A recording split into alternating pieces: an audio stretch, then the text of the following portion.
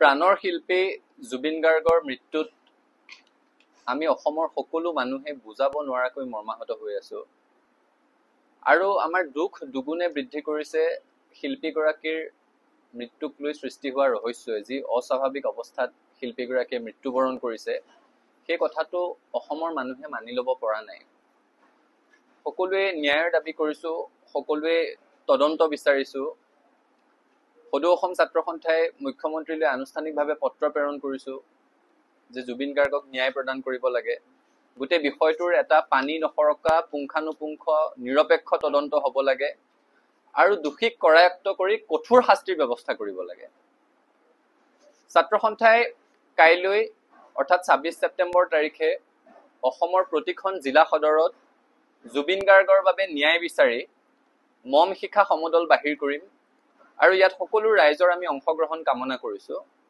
আমি এই পৰিস্থিতিৰ সংবেদনশীলতা বুজি পাওঁ আৰু সেই কাৰণেই মম শিখা সমদল কিন্তু আমাৰ মনত যেটো ক্ষোভ আছে অসমৰ মানুহৰ মনত যেটো ক্ষোভ আছে এই তদন্ত যদি ক্ষিপ্ৰ নহয় এই তদন্ত যদি নিৰপেক্ষ নহয় এই তদন্ত যদি পানী নখৰকা ধৰণৰ নহয় তেতিয়াহলে অসমৰ মানুহে চৰকাৰখনক ক্ষমা নকৰিব আৰু অসমৰ পৰিস্থিতি বেয়া হ'ব এই কথাটো চৰকাৰে উপলব্ধি কৰাটো ভাল কাৰণ আমি প্ৰথমটো দিনৰ পৰা কৈ আছো যে জুবিন গাৰ্গৰ পৰিবাৰৰ অনুপস্থিতিত সিংগাপুৰত জুবিন গাৰ্গৰ যতন লোৱাটো জুবিন গাৰ্গৰ আলপৈচান ধৰাটো জুবিন গাৰ্গৰ দায়িত্ব লোৱাটো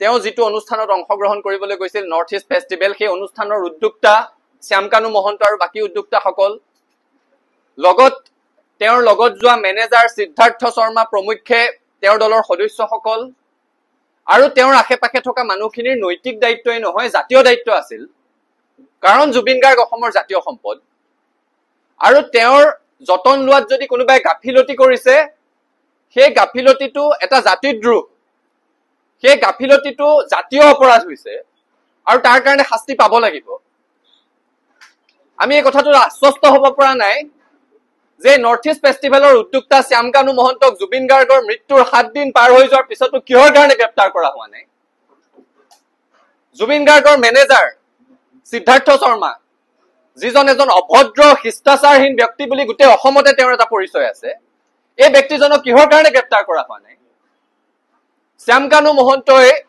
উৰেটো জীৱন জুবিন গাৰ্গক নিজৰ ঘনিষ্ঠ বুলি জহাই যিকোনো ষ্টেজত তেওঁৰ হাত দাঙি নিজৰ বেকবোন বুলি আখ্যা দি জুবিন গাৰ্গৰ নামত এটা মাৰ্কেটিং নিজৰ চলাই থাকিলে কিন্তু সেই ব্যক্তিগৰাকীৰ মৃত্যুৰ পাছত যি দায়িত্বজ্ঞানহীন ধৰণেৰে তেওঁ লুকাই আছে যি দায়িত্বজ্ঞানহীন ধৰণেৰে তেওঁ ঢুকুৱাৰ পাছতো নাম খলাই ফেষ্টিভেল পাতি থকাৰ অভিযোগ উত্থাপন হৈছে এই ব্যক্তিজনক কিহৰ কাৰণে চৰকাৰে এতিয়ালৈকে গ্ৰেপ্তাৰ কৰা নাই এই প্ৰশ্নটোৰ উত্তৰ লাগে আমি নেভাবো যে চৰকাৰৰ যদি সদিচ্ছা থাকিলহেঁতেন শ্যামকানু মহন্তক গ্ৰেপ্তাৰ এতিয়ালৈকে কৰিবলৈ সক্ষম নহলহেঁতেন আৰু যদি তেওঁ তদন্তত সহযোগ কৰা নাই তেওঁক যদি চৰকাৰে গ্ৰেপ্তাৰ কৰিব পৰা নাই তেওঁক পলাতক ঘোষণা নকৰে কিয় তেওঁৰ বিৰুদ্ধে লুকআউট নটিচ জাৰি নকৰে কিহৰ কাৰণে নে তেওঁক সুবিধা দি থকা হৈছে যে তেওঁৰ বিৰুদ্ধে থকা সাক্ষ্য প্ৰমাণসমূহ নষ্ট কৰি এটা সুবিধাজনক পৰিৱেশত সুবিধাজনক স্থানত যাতে তেওঁ আত্মসমৰ্পণ কৰিব পাৰে তাৰ কাৰণে সুযোগ দি থকা হৈছে নেকি বিভিন্ন সংবাদ মাধ্যমত বাতৰি পৰিৱেশন হৈ আছে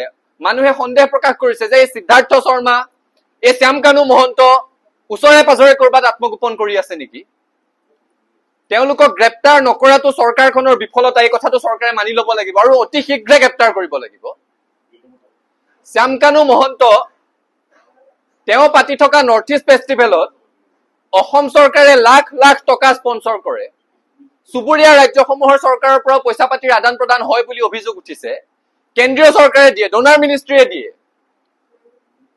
এতিয়া অসম চৰকাৰে এটা কথা আচলতে ৰাজহুৱা কৰিব লাগে যোৱা বৰ্ষসমূহত শ্যামকানু মহন্তৰ নৰ্থ ইষ্ট ফেষ্টিভেলৰ নামত অসম চৰকাৰে কিমান টকা দিলে আৰু অসমলৈ নৰ্থ ইষ্ট ফেষ্টিভেলৰ জৰিয়তে কিমান টকাৰ বিনিয়োগ আহিল তাৰ এখন শ্বেতপত্ৰ প্ৰকাশ হ'ব লাগে আৰু এই টকাখিনি ক'ত খৰচ কৰিলে তাৰ এটা অডিট ৰিপৰ্ট ওলাব লাগে তাৰ তদন্তও ঘোষণা হ'ব লাগে এতিয়া এছআইটি গঠন কৰিছে এছআইটিত বিষয়াক দায়িত্ব দিছে এছআইটিয়ে তদন্ত কৰিব কিন্তু মূল কথাটো হৈছে জুবিন গাৰ্গৰ মৃত্যুত মানুহৰ গাফিলতিৰ কাৰণে তেওঁ মৃত্যু মুখলৈ গ'ল সেই বিষয়টোৰ এটা তদন্ত তাৰ সমান্তৰালভাৱে ইয়াত অৰ্থনৈতিক অপৰাধ জড়িত হৈ আছে নেকি সেই কথাটোৰ তদন্ত লাগিব এতিয়া এই সিদ্ধাৰ্থ শৰ্মা নামৰ এজন ব্যক্তি জুবিন গাৰ্গৰ মেনেজাৰ, তেওঁক আপোনালোক সকলোৱে আমি সকলোৱে এটা কথাৰ কাৰণেই জানো যে জুবিন গাৰ্গৰ কোনোবা অনুৰাগী জুবিন গাৰ্গৰ ওচৰ চাপিবলৈ বিচাৰিলে তেওঁক ঠেলাগতা কৰিব লাগে, অপদস্থ কৰিব লাগে, বেয়া ব্যৱহাৰ কৰিব লাগে, অসমীয়াৰ প্ৰাণৰ শিল্পীগৰাকীক নিজৰ ব্যক্তিগত সম্পত্তিৰ দৰে ব্যৱহাৰ কৰিব লাগে।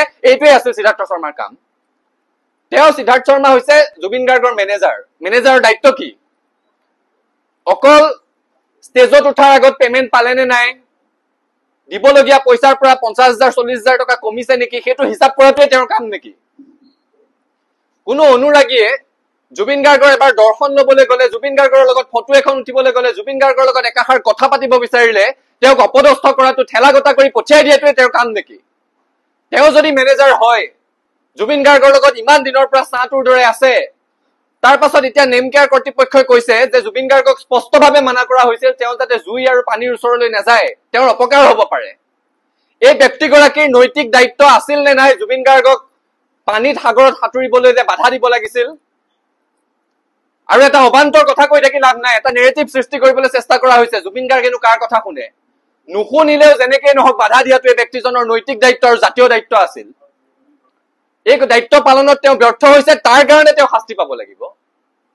আইনৰ দৃষ্টিত শাস্তি হবতো হবই, কিন্তু শ্যামকানু মহন্ত আৰু সিদ্ধাৰ্থ শৰ্মাৰ দায়িত্ব জ্ঞানহীনতাৰ কাৰণে যে জুবিন গাৰ্গক অসমে হেৰুৱাইছে, সেই কথাটোত অসমৰ মানুহ আশ্বস্ত হৈছে, আৰু তাৰ কাৰণে অসমৰ জাতীয় শত্ৰুত দুইজন পৰিণত হৈছে। তেওঁলোকক অসমৰ মানুহে ক্ষমা নকৰে, এইটো স্পষ্ট কথা। আজি দেখিছো মুখ্যমন্ত্ৰীগৰাকীয়ে কৈছে যে অৰ্থনৈতিক অপৰাধ যদি আছে, জুবিন গাৰ্গৰ পৰিয়ালবৰ্গই কব লাগিব যে সিদ্ধাৰ্থ শৰ্মাই ৰয়েলটিৰ পইচা পাই আছে নেকি, কপিৰাইটৰ পইচা পাই আছে নেকি। ঠিকেই, কিন্তু এই SIT খনত অৰ্থনৈতিক অপৰাধ অনুসন্ধান শাখা আছে অসম চৰকাৰৰ, তাৰ পৰা কাৰোবাক সন্নিবিষ্ট কৰা হৈছে নাই? আজিকালি টেক্সেশ্যনৰ ফালৰ পৰাও এইবোৰৰ অনুসন্ধান কৰে, কাৰোবাক তাত সন্নিবিষ্ট কৰা হৈছে নাই? ED ব্যৱহাৰ কৰাৰ কথা ভাবিছে নে নাই চৰকাৰখন? এই প্ৰশ্নবোৰৰ উত্তৰ দিব লাগিব। কাৰণ এতিয়া জুবিন গাৰ্গৰ কেইবাগৰাকীও সহশিল্পীয়ে এই কথাটো কৈছে, জুবিন গাৰ্গৰ ঘনিষ্ঠ মানুহে কৈছে যে এখন চাইকেল, এখন ভেস্পা লৈ অসমলৈ অহা, জুবিন গাৰ্গৰ ওচৰলৈ অহা সিদ্ধাৰ্থ শৰ্মা বোলা ব্যক্তিগৰাকী এতিয়া বিলাসী বাহনৰ, কেইবাখনো বিলাসী বাহনৰ মালিক। তেওঁৰ বিভিন্ন স্থানত ঘৰ মাটি আছে, তেওঁৰ নামত হোটেল থকাৰ, মিউজিক এণ্টাৰপ্ৰাইজ থকাৰ, বটলিং প্লেণ্ট থকাৰ অভিযোগ উত্থাপন হৈছে। এই অভিযোগবোৰতো তদন্ত হ'ব লাগিব। তেওঁ আয় বহিৰ্ভূত উপাৰ্জন আছে নেকি সেই কথাটোৰ চৰকাৰে তদন্ত কৰিব লাগিব, আৰু এই অৰ্থনৈতিক অপৰাধৰ কাৰণেও তেওঁক দোষী সাব্যস্ত কৰিব লাগিব।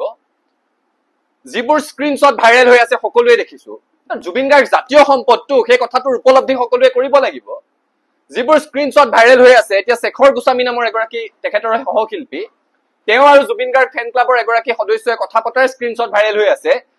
স্ক্ৰীনশ্বটখিনি তেওঁলোকে কথা পতাৰ হয় বুলি তেওঁলোকে মানি লৈছে, সোধপোছ কিয় কৰা নাই এই মুহূৰ্তলৈকে? CIDক তদন্তৰ দায়িত্ব দিয়া হব, অসম আৰক্ষীয়ে তদন্ত ভালদৰে কৰিব। এই কথাটো জুবিন গাৰ্গৰ মৃত্যুৰ পাছতে চৰকাৰে ঘোষণা কৰিছে। দুজন বাৰু এতিয়াও পলাতক অৱস্থাত আছে, কিন্তু অসমত থাকি যিসকলে সংবাদ মাধ্যমত বক্তব্য ৰাখি আছে, অসমত থাকি যিসকলে জুবিন গাৰ্গৰ ঘৰলৈ আহ-যাহ কৰি থাকিব পাৰিছে, সেইসকল অভিযুক্তৰ, সেইসকল জুবিন গাৰ্গৰ শেষ সময়ত লগত থকা ব্যক্তিৰ এতিয়ালৈকে সোধপোছ কিয় কৰা হোৱা নাই, তাৰ উত্তৰ হিমন্ত বিশ্ব শৰ্মাই দিব লাগে। অসমৰ মানুহৰ সহ্যৰ এটা সীমা আছে। এইটো কথা নিশ্চিত, এইটো কথা হয় যে পৰিয়ালৰ মানুহেই কব লাগিব ৰয়েলটিৰ কথা কি হব, কপিৰাইটৰ কথা কি হব। কিন্তু জুবিন গাৰ্গৰ এগৰাকী অনুৰাগী হিচাপে, অসমৰ এটা জাতীয় সংগঠন হিচাপে, আৰু এজন অসমীয়া হিচাপে আপুনি, মই, আমি সকলোৱে কথাটো বিচাৰো যে জুবিন গাৰ্গে যোৱা 30টা বছৰে দিনে নিশাই নিজৰ স্বাস্থ্যৰ কথা নাভাবি কষ্টৰে উপাৰ্জন কৰা প্ৰতিটো ধন গৰিমা শইকীয়া গাৰ্গৰ ওচৰত যাব লাগে, তেওঁৰ পৰিয়ালৰ ওচৰত যাব লাগে। জুবিন গাৰ্গক মানুহে কিহৰ কাৰণে জানিছিল? তেওঁৰ সংগীতৰ প্ৰতিভা এখন বেলেগ পৃথিৱী। তেওঁ মনৰ ধনী আছিল। কিমান মানুহক অৰ্থনৈতিকভাৱে সহায় কৰিছে তাৰ হিচাপ নাই। মানুহৰ চিকিৎসাৰ পৰা তীৰ্থ ভ্ৰমণলৈকে, জীৱ জন্তুৰ শুশ্ৰূষাৰ পৰা মানুহৰ শিক্ষা দীক্ষালৈকে সকলোতে সহায় কৰিছে। আমি বিচাৰো জুবিন গাৰ্গৰ সেই ধাৰাটো অব্যাহত থাকিব লাগে। 2072 চনত যেতিয়া জুবিন গাৰ্গৰ জন্মৰ কোনোবাই শতবৰ্ষ পাতিব অসমৰ দল সংগঠনে, বা যেতিয়া 75 বছৰ হব, যেতিয়া 60 বছৰ হব, তেতিয়া তেওঁৰ সপোনৰ কলাগুৰু ফাউণ্ডেশ্যনটোৱে কব পাৰক যে জুবিন গাৰ্গৰ অবৰ্তমানতো আমি এই ধৰণে মানুহক সহায় কৰিব পাৰিছো। আমি নিবিচাৰো যে জুবিন গাৰ্গৰ অনুৰাগীয়ে শুনা প্ৰতিটো সংগীতৰ কাৰণে তাৰ লাভ এই সিদ্ধাৰ্থ শৰ্মা বোলা অপদাৰ্থ অভদ্ৰ অশিষ্টাচাৰী মানুহজনৰ লাভ বিলাহৰ কাৰণে তাৰ পইচা যাওক, সেই কথাটো আমি নিবিচাৰো। আৰু সেইকাৰণে তদন্ত পানী নসৰকা হব লাগিব, এই কথাবোৰ স্পষ্ট হব লাগিব। ছিংগাপুৰৰ অসম এছ'চিয়েশ্যনৰ সেইসকল ব্যক্তি যি জুবিন গাৰ্গৰ লগত শেষ মুহূৰ্তত আছিলে, তেওঁলোকক তদন্তৰ আওতালৈ আনিব লাগিব। কেতিয়ালৈকে ৰৈ আছে? সেই ইয়তখন কেতিয়া গৈ তাত SIT উপস্থিত হব? SIT যাব পাৰিব নে নোৱাৰিব? এই প্ৰশ্নবোৰৰ উত্তৰ লাগিবতো। তাত থকা কোষ্টেল গাৰ্ডসকল, পৰ্টৰ CCTV এইবোৰৰ পৰীক্ষা হব নে নহয়? 7 দিন হৈ গল। যদি এই তথ্য প্ৰমাণবোৰ নোহোৱা হয়, আমাৰ প্ৰাণৰ শিল্পীগৰাকীয়ে ন্যায় পাব নাপায়, সেই প্ৰশ্নটোৰ আমাক উত্তৰ লাগে। অসমৰ মানুহৰ ধৈৰ্যৰ এটা সীমা আছে, সেই সীমাটোৰ সৈতে কোনেও নেখেলা ভাল। সেই ছিংগাপুৰৰ অসম এছ'চিয়েশ্যনৰ প্ৰতিগৰাকী ব্যক্তি মুখ্যমন্ত্ৰীয়ে নিজেই কৈছিল ভাৰতৰ নাগৰিক, মাতি আনক, চুচৰাই আনক, ইয়াত আনি তদন্তৰ ব্যৱস্থা কৰক। তাত গাহৰি মাংস মদ খুৱাই জুবিন গাৰ্গক সাগৰত নামিবলৈ দি নিজে এজনো নামি নগল। জুবিন গাৰ্গ ডুবি থকাৰ সময়ত ভিডিঅ' কৰি থাকিলে, খিকিন্দালি কৰি থাকিলে। সেই সকলো জাতীয় শত্ৰু মাতি আনি চুচৰাই আনি তেওঁলোককো সোধপোছ কৰিব লাগে, তদন্ত কৰিব লাগে, শাস্তি দিব লাগে। জুবিন গাৰ্গৰ স্বাস্থ্যৰ অৱস্থা কোনে নাজানিছিল? তাৰ পাছতো তেওঁক সাগৰলৈ লৈ যোৱা হল। এই অৱহেলাৰ শাস্তি কি নাপাব? সিদ্ধাৰ্থ শৰ্মা, শ্যামকানু মহন্তই কি কৈ আছে এতিয়া? যে জুবিন গাৰ্গ ৰিলেক্স কৰিবলৈ নিজে যাম বুলি কৈছিল। অথচ তেওঁৰ কেইবাগৰাকী সহশিল্পী যোৱাৰ আগত তেওঁক লগ পোৱাৰ মানুহবোৰে বাৰম্বাৰ কৈছে যে জুবিন গাৰ্গে শ্যামকানু মহন্ত বোলা মানুহজনৰ কামোৰত যাব লগা হৈছিল, তেওঁক মাতি মাতি ব্যতিব্যস্ত কৰাৰ কাৰণে যাব লগা হৈছিল। আৰু তেওঁ এতিয়া কি স্পষ্টীকৰণ দিছে? জুবিন গাৰ্গ সাগৰলৈ যোৱাটো তেওঁ গম নাপায়।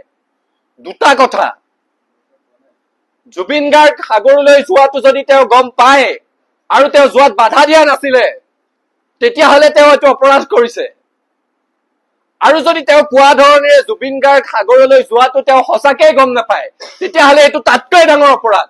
কাৰণ অসমৰ পৰা কোনো যদু মধুক লৈ যোৱা নাছিলে, অসমৰ জাতীয় সম্পদটো তেওঁ লৈ গৈছিলে।